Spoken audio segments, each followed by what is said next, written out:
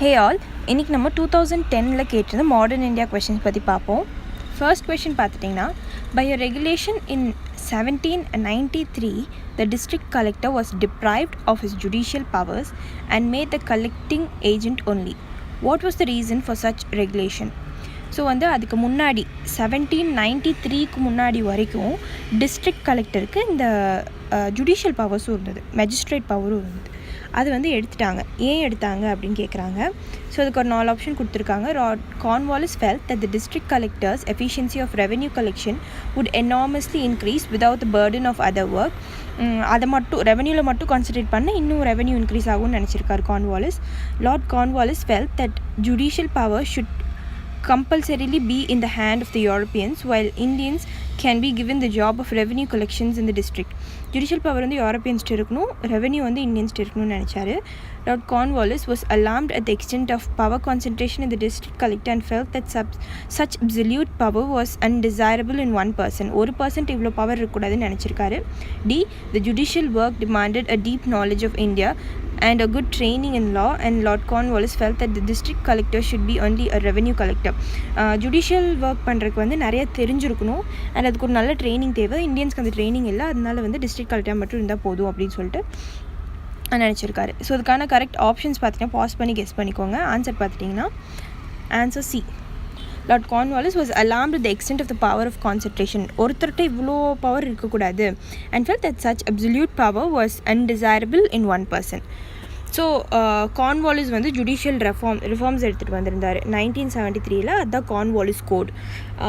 So நம்ம பார்த்துருப்போம் Cornwallis நிறையா பண்ணியிருப்பார். அதில் one of the important thing Cornwallis கோடுன்னு ஒன்று கொண்டு வருவார். அதுதான் 1793 வரும். அதுதான் ஜுடிஷியல் ரிஃபார்முக்கு சம்மந்தப்பட்டது. ஸோ இந்த based on the principle separation of power, I mean judiciary இவர்கிட்டருந்து ஜுடிஷியல் பவர் எடுத்து அது தனியாக ப்ளேஸ் பண்ணுறது. அதுக்கப்புறம் under influence of 18th century French philosophers, he sought to separate revenue administration from the administration of justice. இப்போ separation of powers மாண்டெஸ்க்குன்னு சொல்லுவாங்க. French thinker இருக்கார் இல்லையா, ரோசோ மாண்டெஸ். ஸோ மாண்டெஸ்க் இந்த செப்பரேஷன் ஆஃப் பவர் பற்றி தனியாக பேசியிருப்பார். ஸோ அவர்கிட்டருந்து எடுத்தாங்க அப்படின்னு சொல்கிறாங்க. அதுக்கப்புறம் collector head of the revenue department, also the extensive judicial and magisterial powers ரெண்டுமே இருந்தது. ஸோ ரெண்டுமே ஒரே இடத்துல இருக்கக்கூடாதுன்னு சொல்லிட்டு பிரிச்சுட்டாரு. So district judge presided over the district civil court. இப்போ டிஸ்ட்ரிக்ட் ஜட்ஜுன்னு சொல்லி ஒரு போஸ்ட் போட்டாங்க. அதுதான் டிஸ்ட்ரிக்ட் சிவில் கோர்ட் இருக்கு இல்லையா, அதோட ஹெட் அவர். இப்போது இது ஒரு ஞாபகம் வச்சுக்க வேண்டியது ஒரே விஷயம், கார்ன்வாலிஸ் கோட் எப்போ வந்தது 1793. ஸோ அது ஜுடிஷியல் ரெஃபார்ம்ஸ்க்காக எடுத்துகிட்டு வந்தது. கலெக்டர்கிட்ட 2 பவர் இருக்கக்கூடாது, எதுனா ஜுடிஷியலும் அண்ட் ரெவென்யூ இருக்கக்கூடாது. ரெவென்யூ மட்டும் கொடுத்துட்டு டிஸ்ட்ரிக்ட் ஜட்ஜ் ஒருத்தரை அப்பாயிண்ட் பண்ணிட்டாரு. Next one, with reference to Simon commissions recommendation which one of the following statement is கரெக்ட்னு கேட்குறாங்க.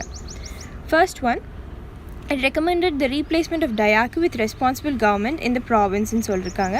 டயார்கியை தூக்கிட்டு ப்ராவின்ஸில் ரெஸ்பான்சிபிள் கவர்மெண்ட் போடுங்க அப்படின்னு சொல்லியிருக்காங்க. Second one, it proposed the setting up of interprovincial council under the home department.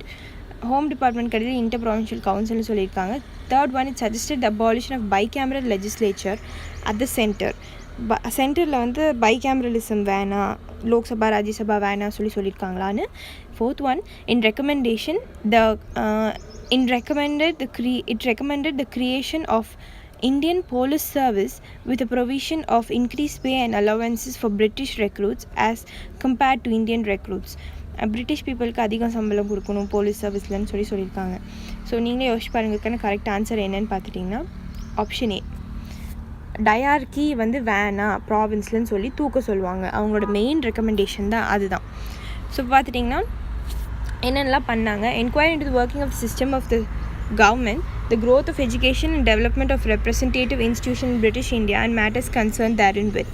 So எப்படி இவங்க grow ஆகுறாங்க எஜுகேஷனில், representative type of government எப்படி ஒர்க் ஆகிட்டுருக்கு அப்படின்னு பார்க்குறதுக்கு.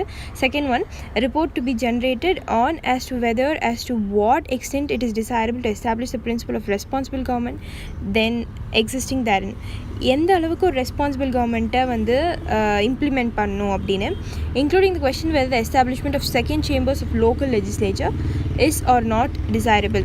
இப்போ இந்த லோக்கல் லெஜிஸ்லேச்சர் இருக்குல்ல, இப்போ செகண்ட் சேம்பர்ஸ்னால் என்ன, ஃபர்ஸ்ட் சேம்பரில் வந்து ராஜ்யசபா இருக்குன்னா செகண்ட் சேம்பர் வந்து லோக்சபாவாக இருக்கும். ஸோ அது மாதிரி செகண்ட் சேம்பர் வந்து தேவையா, லெஜிஸ்லேட்டிவ் அசம்பிளி இருக்கும்போது கவுன்சில் தேவையா அப்படிங்கிற மாதிரி கேட்டிருக்காங்க. So during the enquiry they raise that the need to take into the account of the relations between British India and Indian states before considering the constitutional problems of British India. So constitutional problems பார்க்குறதுக்கு முன்னாடி British இந்தியாவுக்கும் Indian ஸ்டேட்ஸ்க்கும் relationship எப்படி இருக்குது அப்படின்னு சொல்லி enquire பண்ணாங்க. அடுத்து 4 resolutions were passed at the famous Calcutta session of Indian National Congress in 1906. Bengal பார்ட்டிஷனுக்கு அப்புறம் 1906 வந்து கேல்கட்டா செஷனில் வந்து என்ன பாஸ் பண்ணாங்க, 4 ரெசல்யூஷன் பாஸ் பண்ணாங்க. The question of either retention or of rejection of these 4 resolutions became the cause of a split in Congress. At the next session 1907 Surat session Congress split கேள்விப்பட்டிருப்போம். Moderates எக்ஸ்ட்ரீமிஸ்டாக 2 பேர் பிரிவாங்க. So என்ன ஆகுனா இந்த ரெசல்யூஷன் தான் அது காரணம்னு சொல்கிறாங்க. The question of either retention or of rejection of these 4 resolutions became the cause for the split in Congress at the next session held in Surat 1907. Which one of the following was not one of the reason? எது வந்து one of the reason கிடையாது அவங்களோட ஸ்பிளிட்டுக்கு அப்படின்னு சொல்லி இன்டெரக்டாக இவ்வளோ பெருசாக கேட்குறாங்க. So வந்துட்டு இதுக்கானது வந்து annulment of partition of Bengal, boycott, national education, Swadeshi. So இதுக்கான ஆன்சர் பார்த்துட்டிங்கன்னா option A, annulment of partition of Bengal. So வந்து பெங்கால் பார்ட்டிஷன்னால் அப்படின்னு சொல்லியிருக்காங்க, அப்படி ஒரு ரீசன் கிடையாது. அப்போ எது மிச்சம் 3 ரீசன் பார்த்திங்கன்னா பாய்காட், மாடரேட்ஸ் வந்து பாய்காட் வேணான்னு சொல்லுவாங்க. நேஷ்னல் எஜுகேஷன் அதுலேயும் 2 ஸ்பிளிட் இருக்கும். ஸ்வதேஷி இந்த நாடு எங்களுது இல்லை பிரிட்டிஷ் கடையிலே இருக்கலாம் அப்படின்னு சொல்லியிருக்கிறது. ஸோ வந்து அதில் 3 வந்து இது 4 காம்ப்ரமைஸ் ரெசல்யூஷன் வந்து என்னென்னு பார்த்துட்டிங்கன்னா ஸ்வதேஷி வேணும், boycott, national education, self government வேணும் அப்படின்னு சொல்லியிருப்பாங்க. டிமாண்ட்ஸ் வந்து பாஸ் பண்ணியிருப்பாங்க. அதனால அவங்க 2 பேருக்குள்ளே அந்த கிளாஷ் ஆஃப் தாட்ஸ் இருக்கும்.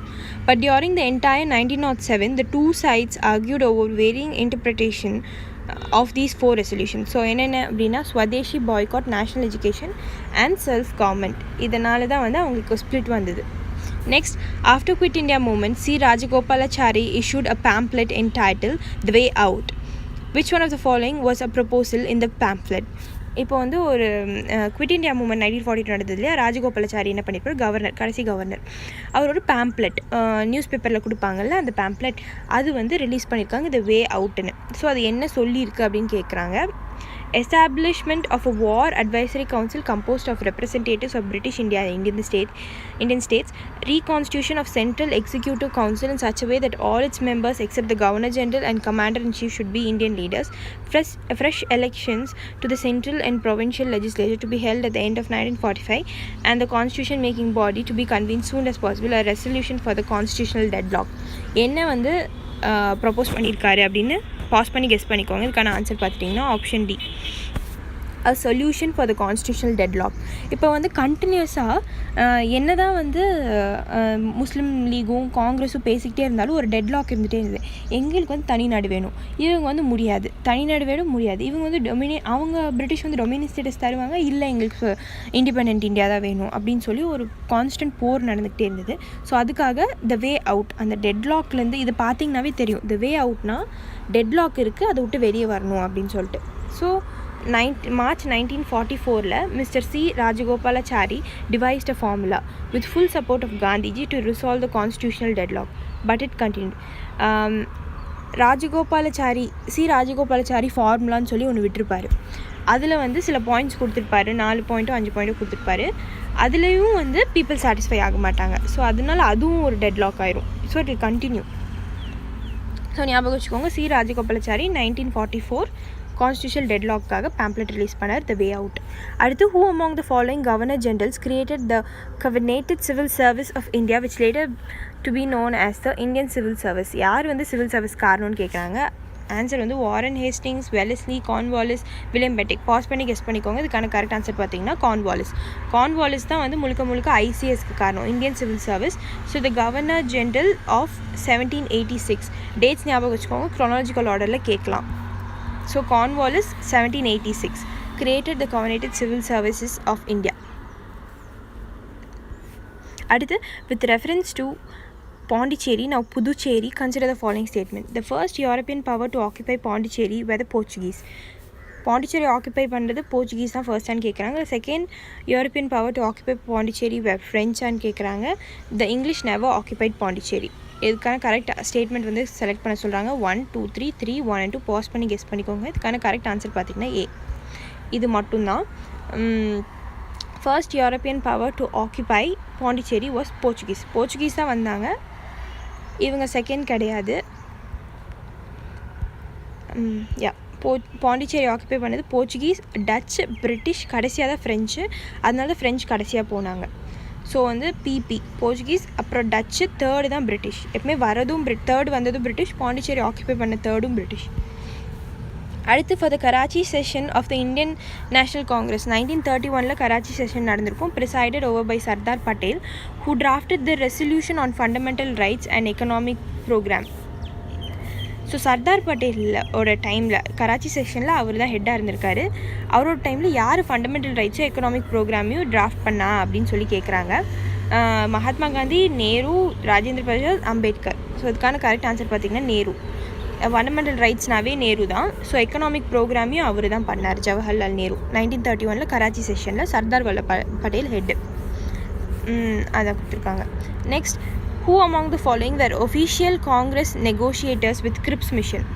ஸோ கிரிப்ஸ் மிஷன் வந்தாங்க இல்லையா, Stafford grips.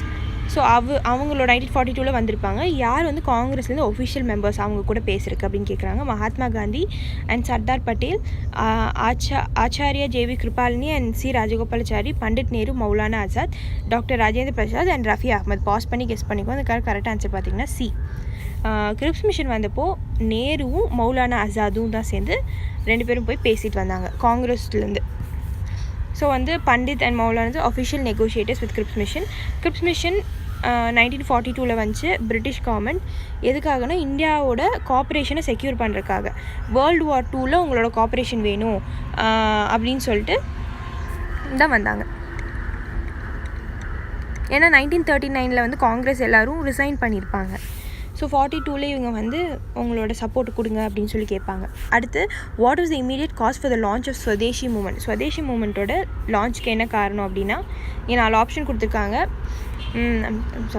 The partition of Bengal done by lord Curzon, அதுக்காக ஸ்வதேஷி வந்ததா? A sentence of 18 month rigorous imprisonment imposed on Lokmanya Tilak, the arrest and deportation of Lala Lajpat Rai and Ajit Singh and passing of Punjab colonialization bill, death sentence pronounced on the Chapakar brothers. So இதுக்கான correct answer பார்த்தீங்கன்னா option A. Swadeshi and boycott ரெண்டுமே வந்து எதான ரீசன்னா Curzon பண்ண Bengal partition of பெங்கால்காக வந்தது தான் இது.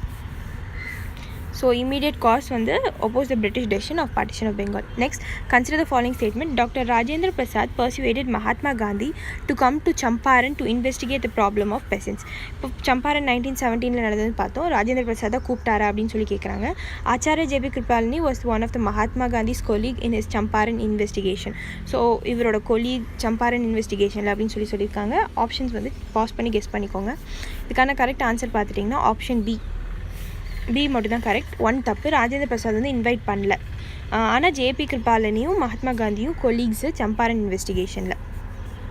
So யார் வந்து காந்தியை கூப்பிட்ருப்பா அப்போ சம்பாரனில் எப்படி நடக்குது வாங்க அப்படின்னு சொன்னால் ராஜ்குமார் சுக்லா அவர் தான். Followed Gandhi across the country to persuade him to come to Champaran to help. So Champaran அப்படின்னாவே உங்களுக்கு வந்து 1917 வரணும். காந்தி வந்து போனார்னு தெரியும். யார் கூப்பிட்ருப்பா அப்படின்னு தெரியணும். ராஜ்குமார் சுக்லா. அப்போது ஜேபி கிருபாலினி சம்பாரன்னு அவரோட அக்கம்பெனி பண்ணார் அப்படின்னு ஞாபகம் வச்சுக்கோங்க. Okay friends, thank you.